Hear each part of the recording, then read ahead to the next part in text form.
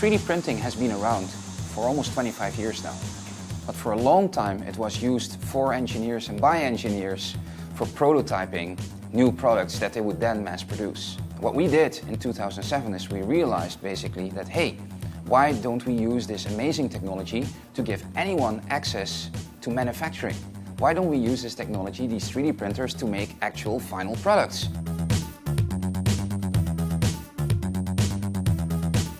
The 3D printing, it's a rapid prototyping technology. The same way that you might carve something out of wax or make a little sculpture, glue a bunch of matchsticks together and make a castle, is the same way now you might sit down at your computer and use a CAD program like Rhino or Maya to sculpt something and then print it out. So for me, 3D printing was a way to bring together art and science. Like, I was able to express the artistic thing that I could see in my head, but use really precise techniques and technology to realize that. You know, if you understand 3D printing to mean the deposition and/or fusing of material by layer, it really opens up what you could consider 3D printing to be. I think the most interesting advancements in terms of where 3D printing is and is going have to do with dimensionality and materials. So both at the small scale of dimensions and the large scale.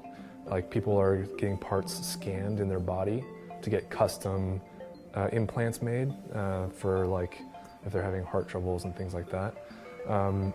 Or at the very, very big scale, like the large gantry mounted kind of building scale applications. I think those are really interesting. And then shifting out of plastics into things like ceramics, like other biological materials that people are looking at printing in. Really, that opens up what 3D printing is and what its applications can be in a kind of exponential rate in terms of where it would go and what you would do with it.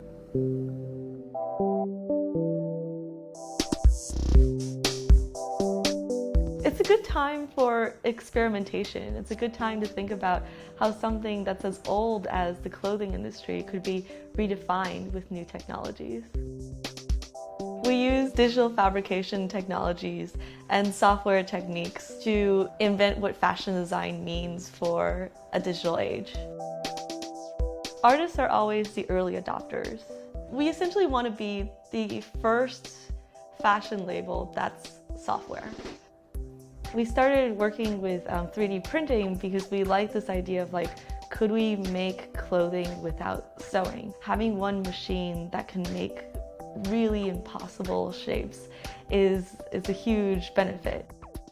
So this is a 3D printed bikini. So designing the bikini was really about designing this generative textile, like designing a way for 3D printed to be almost like fabric and be flexible and fit to the body. And so how this is done is, after we model this 3D shape, it actually fills the surface that you want with this geometry that creates this fabric-like structure.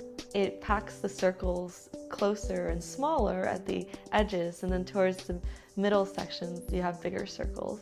And this is nice because it actually looks interesting for a bikini, and it's aesthetic as well as functional. So we've done some work with 3D printing. We felt that people really understood shoes. So our goal is to actually have a dedicated shoe printer in a store, and then people could print their shoes. Or you could even have basically a printer you would buy just to be able to make yourself as many shoes as you want. Inspiration, I think, is one of the things that most people need to really get started, especially with new technology. So now what we've therefore created are creators and our co-creation platform is where you can adapt in a very fun and easy way existing designs. So Shapeways, we built the basic platform to enable people to upload and print the designs they care for. You can share it with your friends. You can even open a shop and you can start selling your new invention, your new creative idea to a worldwide audience. The one thing that's really interesting about this technology is that it's more accessible. Because it's more accessible, it's not only the hardware is more accessible, it's also the language that it's been coded in is more accessible. Also, the learning resources that you need to be able to do it yourself is also more accessible. Right? So now all of a sudden, the big walls that existed before in terms of who had the privilege of being able to create what and largely dictate how people used it are gone.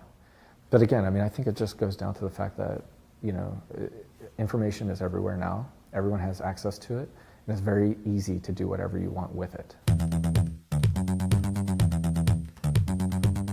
The technology that exists today, it also shapes the way that you think about what the possibilities of tomorrow might be. You know, so if you have a great idea, that idea might not be ready to come into the world yet until there's a mechanism put in place, right, that makes that idea now realizable.